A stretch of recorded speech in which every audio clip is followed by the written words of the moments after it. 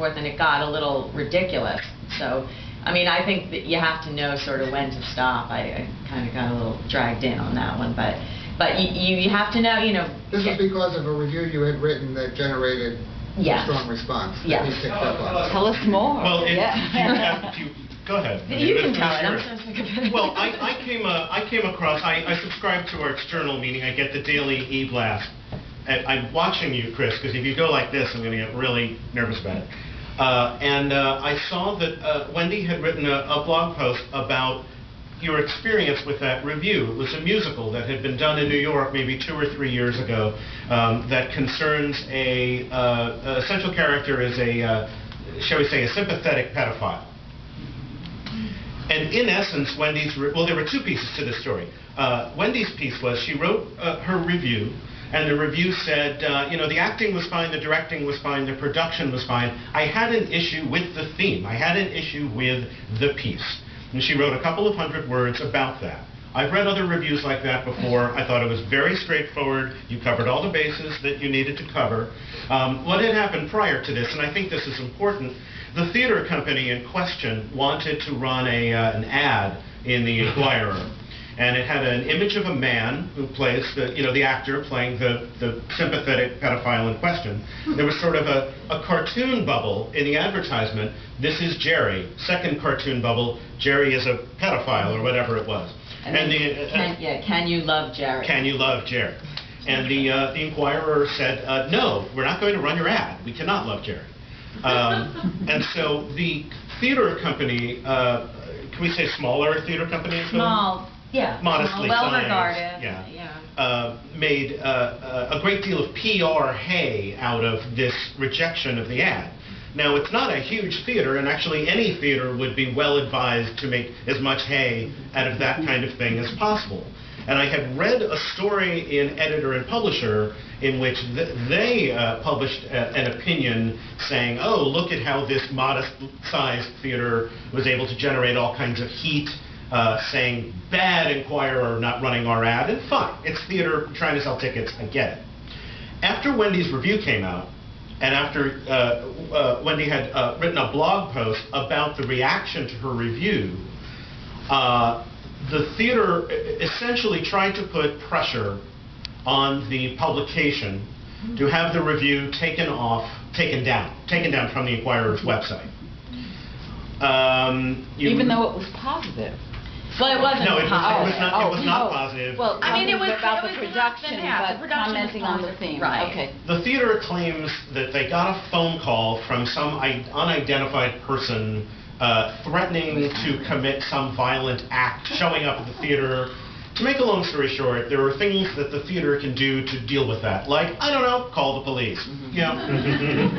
However, they thought... They called the theater critic. They thought calling the theater critic was the same thing as calling the police, apparently. And Wendy's blog post was essentially saying, I'm sorry to make this reductive, but, you know, this is offensive, this is ridiculous. And at the point at which I learned about all of this, as you may have figured out, I'm kind of a free speech guy. And so I wrote a post saying, you know, this is absurd. There are no circumstances under which the publisher should take the review down. And the theater had other options in terms of dealing with this threat, which never actually materialized. Well, the result of that was this, you know, tsunami of comments, which is great for me because it drove my traffic. But what they were doing as well is using my site and responses to Wendy's blog post to essentially vilify the critic, which I thought was just lame. But there were other people who weighed in who were, you know, who did not do that. Yeah, and I mean, and that's what I think is so fantastic is that you can keep this going. I'm only sorry that the Enquirer didn't jump on it and do, you know, like an online, like a live chat or something like that around it. And again, I hope that's going to change. But I mean, you know, there are ways to sort of capitalize on that and keep that discussion alive. Were you feeding into the discussion, or were you? So I would go if someone sort of came on and, you know, said something that I felt was incorrect or asked for an explanation about something, I jumped in, you know, every chance I could, just because, I mean, you know, it's something I care about. I wrote the words, I stand behind them, and yeah, you know, I didn't want to repeat myself, but Yeah, and I think that sort of my jumping in kept it going as long as it did, because, you know. The theater claimed, I'm sorry to just put an addendum, the theater claimed that Wendy's review was unprofessional and said as much publicly over and over again, any chance it could. And that was the point, not only suggesting that the review might be taken down for public safety reasons, but suggesting that there was something untoward or unprofessional about Wendy's review, which was clearly not the case. And, you know, the artistic director contacted me, who I did not know, contacted me directly and said, well, we have every right to respond to that review if we wish to. And I said, of course you have every right to respond to it, and you should. And more theaters should respond one way or the other to criticism received. But that doesn't include saying, hi, you're unprofessional. And we're not going to allow the theaters to determine what constitutes unprofessionality, if that's a word, in a review. Yeah, we have to remind our editors, our colleagues, our publishers, and ourselves that we have the right and duty to an unpopular opinion. Right. Period. Right.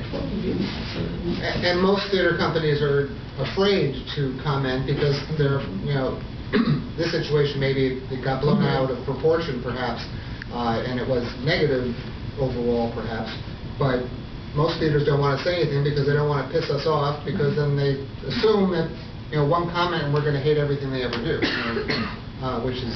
But, you know, and I think as a critic you have to be clear. I mean, I had clear conversations with the artistic directors from this company and said, I am not holding a grudge against you. I expect you to defend your work if you feel like you need to defend your work. I mean, that's your job. But I think they should have a play. Yeah, I think it's okay for them to comment on it, as long as they feel that you're not going to take it out.